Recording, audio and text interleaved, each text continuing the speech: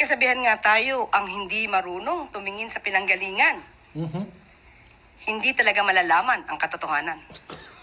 Okay, ang tandaan po natin, ang utang na 16 trillion ay kabuuang utang ng gobyerno simula pa noong mga nakaraang administrasyon. Correct. At tatandaan din po natin ng ang administrasyon ni dating Pangulong Duterte ang naitalang may pinakamataas na naging utang na umabot ng 12.79 trillion as of June 2022.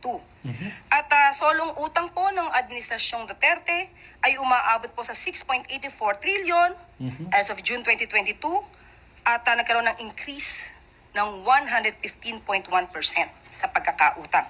Mga calls, katawanan dyan si Auntie Claire ba, no?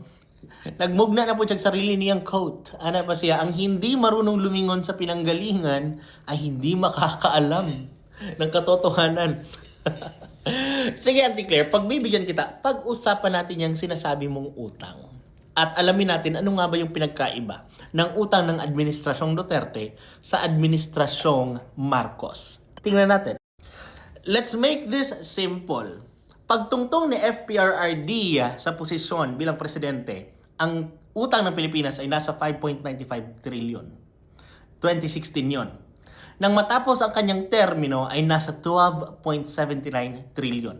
In other words, nasa 6.84 trillion ang total na increase ng utang ng Pilipinas from 2016 to 2022.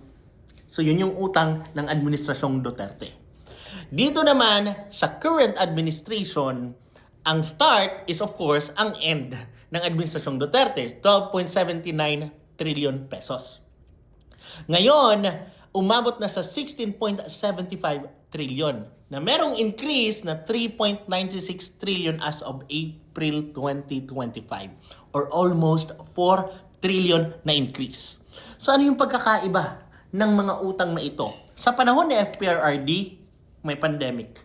COVID response. Halos lahat ng pondo natin ay dinarevert natin sa pandemic. But, kahit merong pandemic, napaka-visible at nakikita at nararamdaman ng Pilipino ang build projects. No?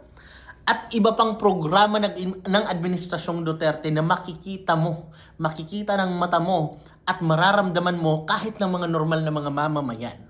This 6.84 trillion is a debt that's been felt by the people. Di ba?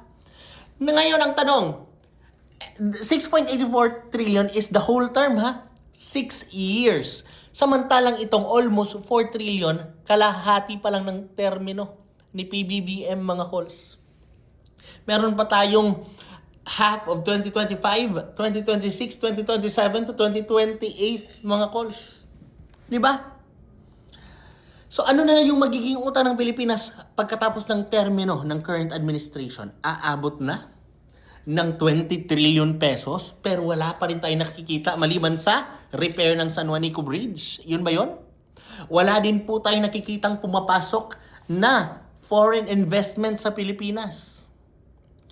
So, ano ang nagiging bunga ng mga bisitang ginagawa ng ating mga politiko sa ibang bansa para kumuha ng mga proyekto? Wala pa po ako nakikita na foreign investments na pumapasok sa Pilipinas. Di ba? So, yan yung tanong ko, mga Auntie Claire, no? Ano ang kaibahan ng mga utang na ito? At huwag tayong magiging bulag lamang sa figures and kung sino yung maliit or mataas or ano. Alamin natin kung ano yung nangyari kasi iba't iba po ang sitwasyon ng Administrasyong Duterte at Administrasyong Marcos. Di ba? So paano na lang siguro kung hindi nagka-COVID, ano pa kaya ang naging pag-unlad ang nangyari sa Pilipinas kung hindi lang sana nagkaroon ng pandemic. Di ba? Yun lamang, Kos. Lagot ka ni Monte Claire, ha? Tara, kape.